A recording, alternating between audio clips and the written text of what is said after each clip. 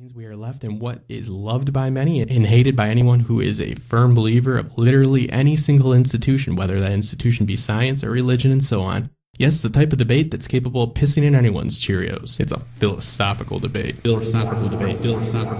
It's worth noting that any series that successfully conveys a relevant philosophical issue and debates it in the form of a highly entertaining series is worth, if not your praise, but at the very least your attention. This is why HBO really earns the right to use its catchphrase. Star Power. What is it? That can't be right. TV. Is that right? It's HBO, and it's time to be a part of it. I thought it was something more HBO profound than that. Just hit it. It's taking too long already. Welcome to Westworld, everybody. Let's piss on some people's Cheerios.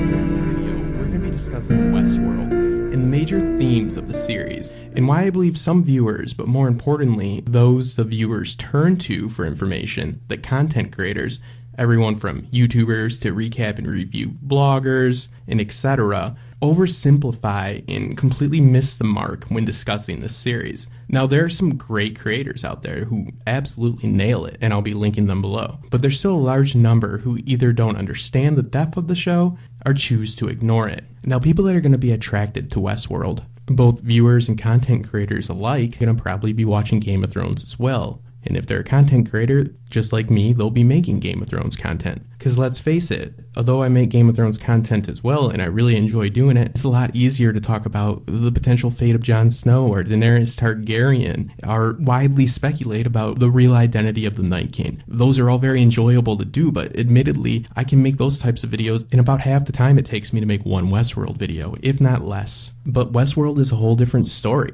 The amount of issues that Westworld manages to cover aren't only high in number, but they're high in complexity. In general, all of which are not easy to create videos and write articles on, since the luxury of a backlog of years of Reddit users doing your work for you simply doesn't exist. Trust me, it isn't due to a lack of effort on the community, but don't worry, you YouTubers, and you know who you are, who want to jump on the wagon and play the expert without doing any of the work required to achieve expertise, the internet is working day and night to craft you intellectual viewpoints for you to use for yourself. You'll be ready by Westworld Season 3. See you then. Until then, you can tell me another theory about who Jack and Hagar could actually be. Just pick anybody. It could be anybody. I mean, he's a faceless man, so it's pretty foolproof. I can't prove you wrong. Serial Pharrell? For real? Damn. Thanks, man. Amazing. Now, I'm not saying I'm some intellectual elite by any means, and the show is not a perfect example of highbrow entertainment. It does tend to stumble upon its own feet quite frequently, but when taking into consideration the amount of ground the series attempts to cover in the first season alone, it is understandable that the execution wasn't always perfect, and that's okay, since this actually might be a rare occasion where the failure to flawlessly convey every message is almost fitting, since the biggest misconception, or at least the one that I have seen within the fandom, is the idea that at the end of Season 1, we have been presented with a clear-cut example of a host who is sentient, and an even bigger issue is the very idea that the first season, which has been described by the creators as a prologue sets the context of a story and also the rules in which the story abides by. So these misconceptions has some viewers going into Season 2 believing that we have firmly established a specific path and order of actions necessary to achieve sentience. Now, it's a fictional television series, so if they chose to go that route, they technically could have, but they didn't. And I'm very pleased that they didn't, because the show asks us bigger questions than the questions obsessed over in Season 1, William being the man in black or not. It questions our humanity as a whole in many ways, and the ethics behind the way in which we pick and choose who is worthy of ethical treatment. It's a concept known as personhood. Personhood is the first place and really the only place to go when examining one of these bigger issues. Personhood gets rid of the rigid constraints of defining something as human. Constraints that don't fit when you're discussing artificial intelligence, like biology, which states that life starts at the division of cells, or Western religion, which a large portion of mainstream Christianity will state that life starts at gestation, meaning when a child is in a womb. None of these apply to artificial intelligence, so you can't use these. It doesn't mean that artificial intelligence isn't deserving of being protected by the laws of a nation. And on the flip side of that coin, also being held to the laws of that nation. And this is something that is even being discussed in our world today. The UK has taken steps to instate new laws that will cater to artificial intelligence gaining personhood. Corporations can already gain personhood. So personhood is really the only way, along with bioethics, that allows us to truly look in a responsible way at artificial intelligence and its place in society and what rights it may or may not be warranted to, and not just awarded, but held to. What is going to be done with the treatment of artificial intelligence in the near future, and in Westworld's case, the now. So yes, a lot of this does come down to the philosophical. Figuring out how it works is half the fun. You want to ask, so ask. Are you real? Well, if you can't tell, does it matter? If you want a quick course in philosophy and a entertaining course in philosophy here on YouTube, I'm going to link you guys below to a crash course. They have a bunch of great courses. It is mostly hosted by John Green. A lot of you are probably familiar with him. The philosophy is hosted by his brother Hank, who I am a big fan of. I'm going to actually kick it to Hank really quick so you guys get a little idea of what the show is like, and also a brief description from Hank himself about what personhood truly is. I bet you think you know a person when you see one. For example, I am a person, right? But was I always a person? Was Johann Strauss a person, or Freddie Mercury? Are they still people? What about a 9-month-old baby? What about a fetus? Or Chewbacca? Or C-3PO? To philosophers, personhood is a technical term. Person doesn't equal human. Human is a biological term. You're human if you have human DNA, that's it. But person is a moral term. For a philosopher, persons are beings who are part of our moral community. They deserve moral consideration. This distinction is really useful, but it kind of complicates things because there might be non-humans that we think deserve moral consideration, and there might be some humans who don't. But the determination of who's a person and who's not is tricky, and the slipperiness of what constitutes a person is at the core of almost every major social debate issue you can think of. Abortion, whether your passion is human rights or robots, science or sociology, you have to get to the bottom of personhood. But first, I want you all to consider two key philosophical questions. First, are computers able to gain self-awareness and become sentient beings? And what is necessary to achieve so-called sentience? And even more importantly, consider we only deem ourselves to be sentient. Pain only exists in the mind. It's always imagined. So what's the difference between my pain and yours? Between you and me? So unsurprisingly, we hold a very biased opinion when it comes to what or who is sentient. We're unlikely to deem anything or anyone worthy of this unsurprisingly biased quality. We can't define consciousness because consciousness does not exist. Of course, a lot of people do see this one on the surface, but the second isn't talked about nearly as much. Are the characters in our stories losing their humanity? In some ways, the hosts are more human than the actual humans. Humans fancy that there's something special about the way we perceive the world, and yet we live in loops as tight and as closed as the hosts do.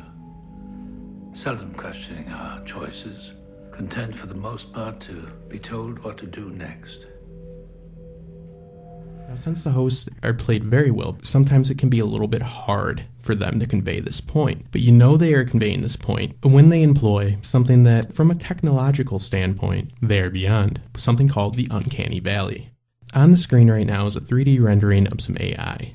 I put that there for a reason. This most likely makes most of you guys feel uncomfortable. This is an example of something that falls within the uncanny valley. The point of human resemblance, just a hair short of 100% accurate. It puts us off. It makes us uncomfortable. Primarily see this in Westworld during two times, as you'll see on the screen. When the flies are hitting Dolores' face and she's not moving, and during scenes that involve romantic relations or intercourse with the host. This is to put the audience off and make you question the ethics. Good.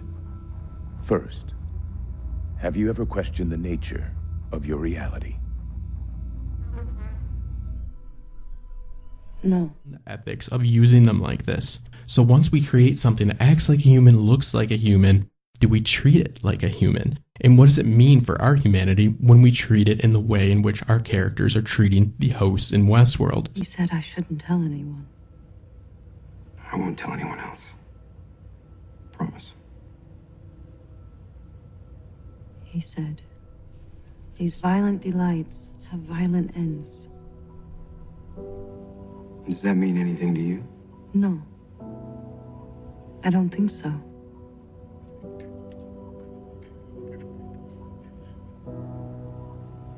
Have you ever lied to us?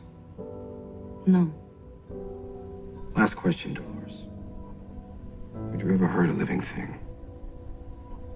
No. Of course not.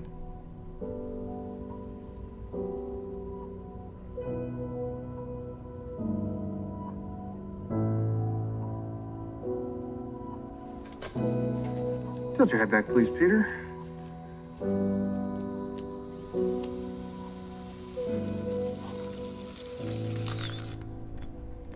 Wipes complete.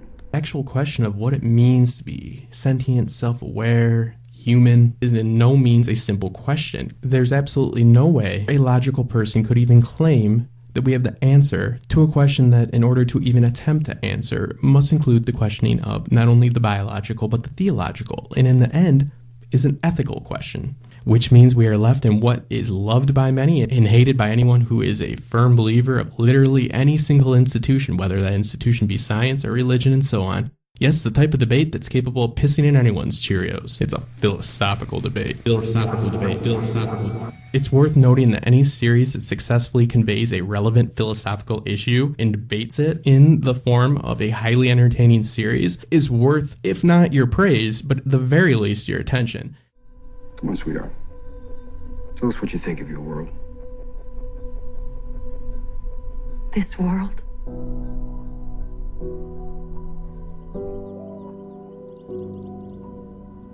You sleep well? Oh, well enough. Heading out to do some more of that painting of yours?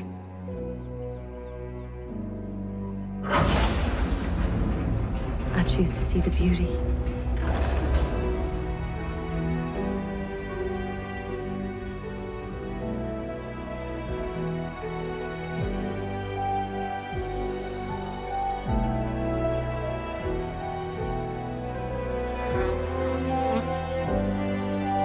I know things will work out the way they're meant to.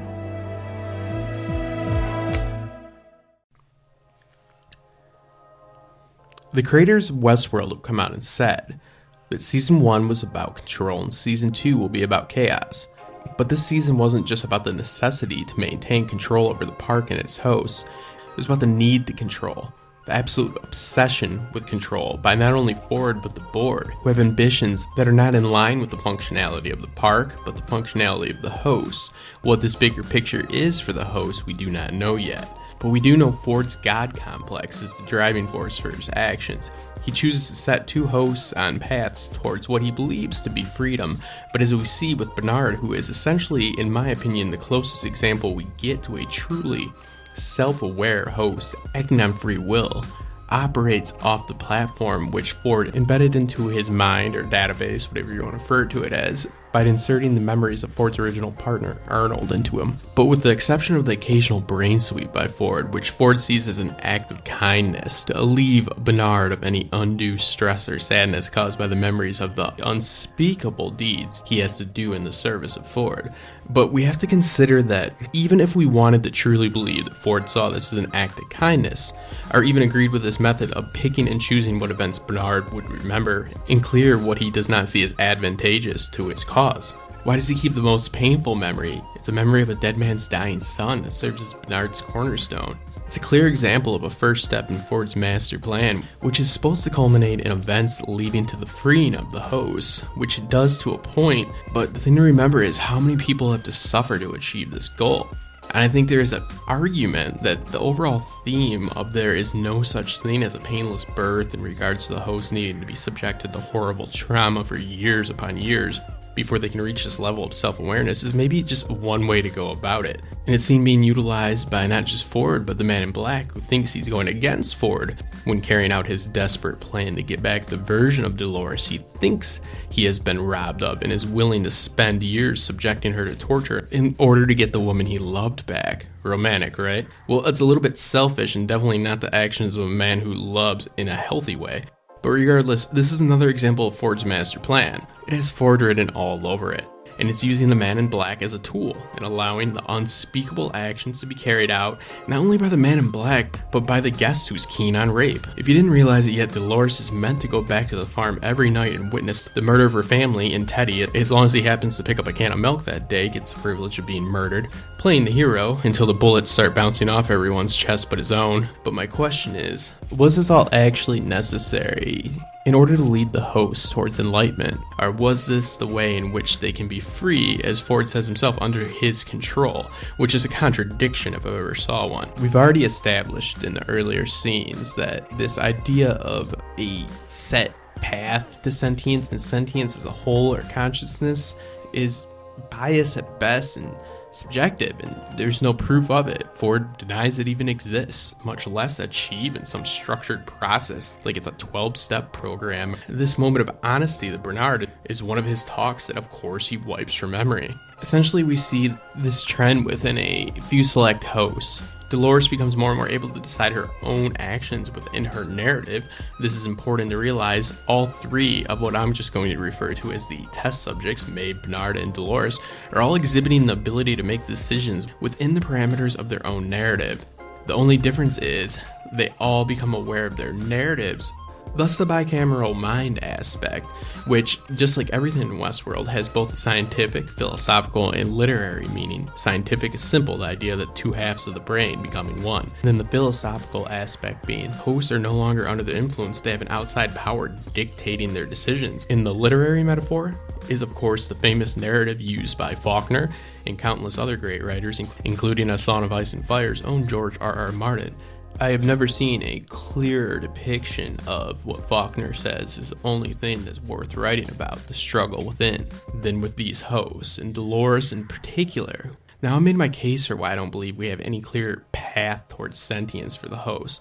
That's silly, and the show is smarter than that. I did truthfully come across those who envision the maze as a physical maze. So as far as Dolores goes, I'm not sold. I guess it's been made kind of clear by Evan Rachel Wood that she made the choice to switch to Wyatt and pull the trigger herself on Ford, but again, that's just her choosing her own actions within a restrictive setting.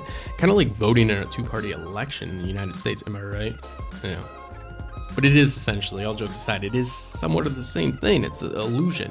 Choose issues and give people the freedom to debate the predetermined issues and let the illusion of freedom prevail. The same is true within Maeve. I truly think that her whole point was to get that information out. She leaves that bag on the train. She goes back to choose her daughter, who it's moving. It's an emotional moment. She doesn't care if it's part of a story or not. She wants to see her. But it's still her just switching to another narrative. That's why I don't believe that these painful births, and I understand that there's a whole philosophy of joy can be ignored, pain must be acknowledged. I get all that. But I truly believe that as long as they have a cornerstone and they're aware of that cornerstone, that they can achieve to the best of their ability free will. It's no different than if somebody had amnesia and they were told a story that wasn't true, but they adapted feelings for the story. What's the difference? But I've been covering Westworld since the beginning. I love it. I love the fandom.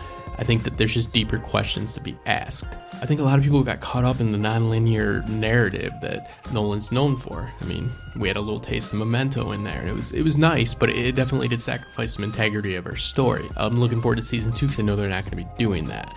But you will get your more traditional storytelling tropes and stakes in season 2, like they've said. Season 1 was a prologue, a prequel.